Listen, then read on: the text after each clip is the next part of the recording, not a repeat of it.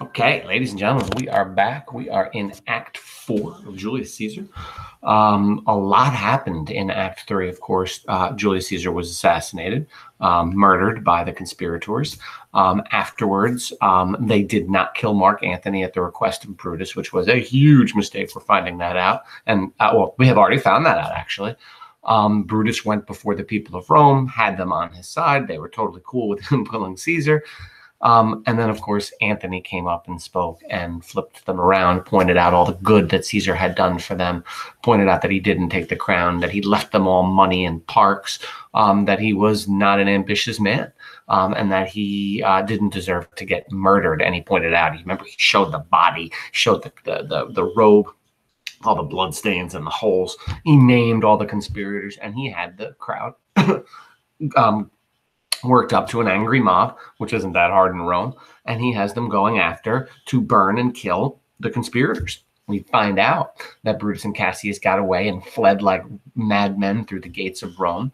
And the rest of our play, of course, is going to be Antony and, remember, Octavius, Caesar's nephew, who Caesar had asked to come. Maybe Caesar knew something was going wrong. Maybe he just had another conquest that he wanted to do, something. Who knows? Maybe he just wanted him to be there for the party that Caesar was returning. Probably that. Be there for the parade. He's going to be there to help Antony, of course, against Brutus and Cassius, and that's the rest of our play. So right now, this scene, Act 4, Scene 1, we're going to see Antony go to meet Octavius. The funny thing is, we're also going to meet another character. His name is Lepidus. Now, I don't know how Lepidus got up there, but he's also a very powerful senator. And right now, somehow Lepidus has worked himself up to be one of the 3 lead guys. And we have Antony, of course, is top guy. Then you have Octavius, and now Lepidus is also. They call it a triumvirate, 3 rulers at once. But Antony's going to have none of that, and we're going to hear what he thinks of Antony, which isn't. Antony thinks of Lepidus, which isn't much, and he's going to get Lepidus out of here, and we're not going to see him for the rest of the play. So it's just going to be Octavius and Antony getting their plans ready to go. Then in the next scene, we'll read quickly, Act 4, Scene 2, I believe it is. Hold on, let me check. Yeah, Act 4, Scene 2. We're going to see Brutus and Cassius. Things are going to be a little bit different. Now, Antony and Octavius are doing very well, right? They're planning, they're working well together. Brutus and Cassius are not working well together. Possibly Cassius is salty because Brutus made so many mistakes, but Cassius allowed it to happen. Cassius allowed Antony to live. Cassius allowed Antony to speak at the funeral. He told Brutus both things were a bad idea, but he still allowed it to happen. But Brutus and Cassius are fighting. And of course, before a battle, that's probably not a good idea. 2 generals need to be getting their stuff together and in order, and they're not in the beginning. They're fighting, and wait until you see their fight. It's kind of hilarious.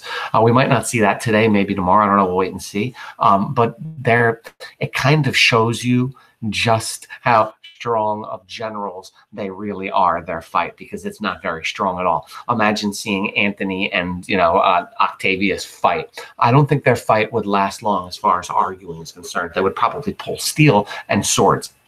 But we'll get to that when we get to that. Now let's see Antony, Octavius, and Lepidus, and let's see how little Antony thinks of Lepidus. Okay, Act 4, Scene 1. Enter Antony, Octavius, and Lepidus. Antony, these many then shall die. Their names are pricked. All right, this is so interesting. Just very quickly, remember the reason why the senators, the conspirators, killed Caesar is they were worried he was going to become a tyrant. What do tyrants do? They kill everybody they dislike, their enemies, if they have the power to do so. Caesar never did that.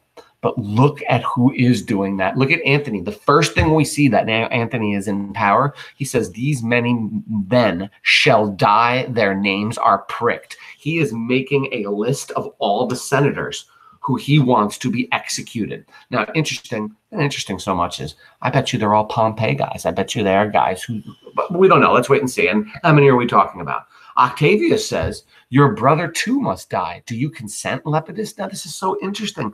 Lepidus is sitting there, and he was just asked by Octavius. He said, your brother's on that list. Are you cool with that? And Lepidus says, I do consent.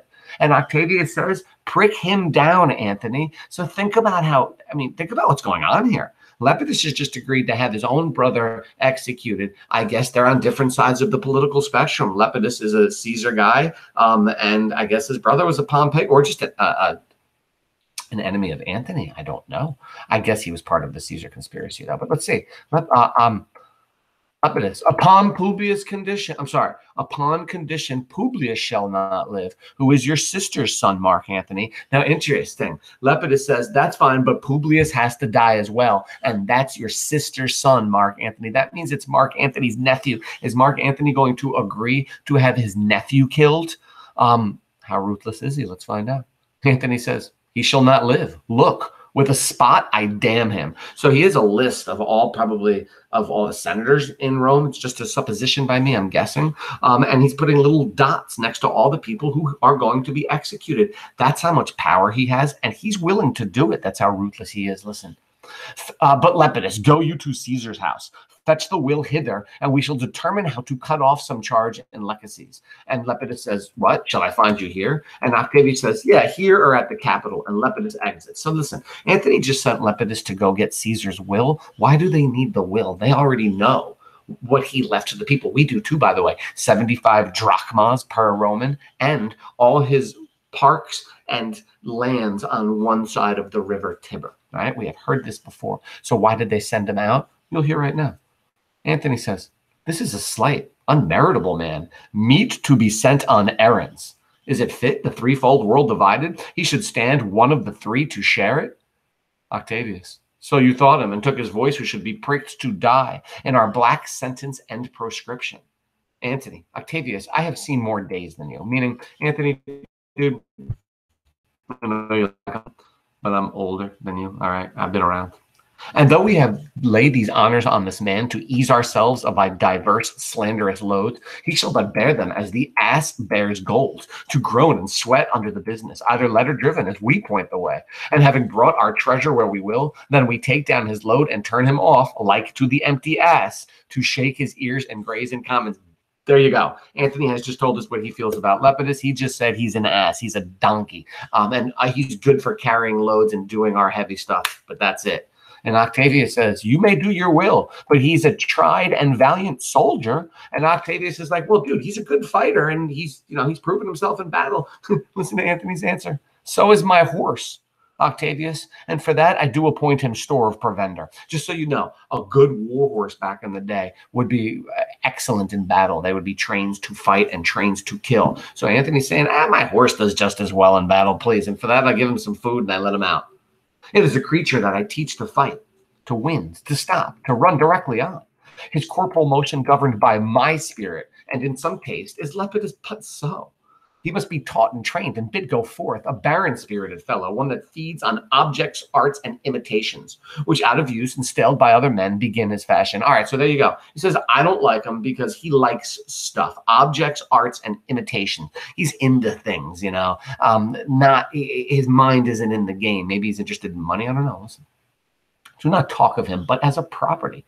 And now Octavius listened to great things. All right, so now he's like, we're done with him. Now, guys, and just the... You know what's interesting? Would you call that an argument? It was a miniature one. Antony said, this guy's an ass. Octavius said, no, he's not. Antony said, no, he's an ass. And that's the end of their argument. And Antony says, all right, dude, now let's talk. Let's get serious. And now they're about to get serious. And that's the end. You'll see it's like, I don't know. Let me tell you, I have it written down right here. It's 55 lines. The fight between Brutus and Cassius is like a couple hundred lines. Oh, it's really embarrassing too. It's very embarrassing. You'll see when you see. But let's finish this up. So it's great. Listen to great things. Let's make our plans. He says, Brutus and Cassius are levying powers. That means they're building their armies. We must straight make ahead. Therefore, let our alliance be combined and our best friends made, our means stretched, and let us presently go sit in council, how covert matters may be best disclosed and open perils most surest answered. So he says, dude, let's go get into a tent somewhere and let's make our war plans. And Octavius says, let us do so. For we are at the stake and bait about with many enemies, and some that smile have in their hearts, I fear, millions of mischiefs. And they exit. And Octavius says, you are right. Let's make a good plan because I don't trust any of these people. And they shouldn't. These people just murdered his uncle and Caesar. I mean, hello. All right, so let's go. Scene 2. All right, they exit. Now scene 2. Now we're switching camps. We're going over to Brutus and Cassius's camp. Drum, enter Brutus, Lucilius, Lucius, and the army. Titinius and Pindarus meet them. Okay, let's go. Brutus, stand. Brutus, stand, ho. Lucilius, give the word, ho, and stand. Brutus, what now, Lucilius? Is Cassius near? Lucilius says, he is at hand, and Pindarus has come to do you salutation from his master. Brutus, he greets me well. Your master Pindarus, in his own changes or by ill officers. All right, so here we go. This is so annoying, and I'm just going to explain it to you quick so we can be done with this. Brutus just said, where is Cassius? And Lucius said, he's around. You know, he says hello. And Brutus says, okay. And then he says, your master, in his own change or by ill officers, hath given me some worthy cause to wish things done be undone. But if he be at hand, I shall be satisfied. And Brutus looks at Pindarus, Cassius's slave, servant, and says, dude, I'm a little angry with him. I need him. I want to talk to him. I don't like something that he did. And Pindarus says, I do not doubt. I'm sorry, I just lost my spot. Hold on. That's right here. Pindarus says, I do not doubt, but that my noble master will appear such as he is, full of regard and honor. And Brutus says, he is not doubted. So he says to the servant, dude, I have a problem with your guy. And he says, well, don't worry. My guy will be here and he'll talk it out with you. And Brutus says, all right, I believe you. So Brutus and Lucilius walk aside. Word, Lucilius, how he received you. Let me be resolved. And Lucilius says, with courtesy and with respect enough. So now Brutus sent his servant to go see Cassius, and now he's acting, because they both sent their servants to see each other. Why? To see how each other feels. They're supposed to be generals and friends. They're supposed to just have it out. Think about what Antony and Octavius just did. They just talked for a minute. Now they're making their war plans. These knuckleheads are sending servants back and forth, and he's asking his guy, how did Cassius sound? Did he sound like he liked me? I mean, really, that's what they're asking each other. Generals asking each other if they like each other. Listen, with courtesy and with respect enough, but not with such familiar instances, nor with such free and friendly conference as he has used of old. And Lucilius says, well, you know, he was nice, but not as nice as he normally is. I can tell there's something wrong with him. And Brutus says, thou hast described a hot friend cooling. Ever note, Lucilius, when love begins to sicken and decay, it uses an enforced ceremony? And he says, yeah, me and him have a problem. And then he's like, oh, have you ever noticed that when you and your friends start like not liking each other, it's harder to like, you know, do small talk with them? There are no tricks in plain and simple faith, but hollow men, like horses hot at hand, make gallant show and promise of their mettle, low march within. But when they should endure the bloody spur, they fail their crests and, like deceitful jades, sink in the trial. Does his army come on? And Lucilius says, so he's like, all right. You know, he's angry. I understand that. Me and him will talk. He goes, but is he bringing his army? That's the real good question. Is Cassius getting his army ready to fight? And Lucilius says, they mean this night in Sardis to be quartered. The greater part, the horse in general, are come with Cassius. So enter Cassius and his powers. Okay, so now Brutus and Cassius are having their conversation. But remember, they're in front of all their men. Is it a good idea for two generals to have an argument in front of all their men? And the answer to that is absolutely not.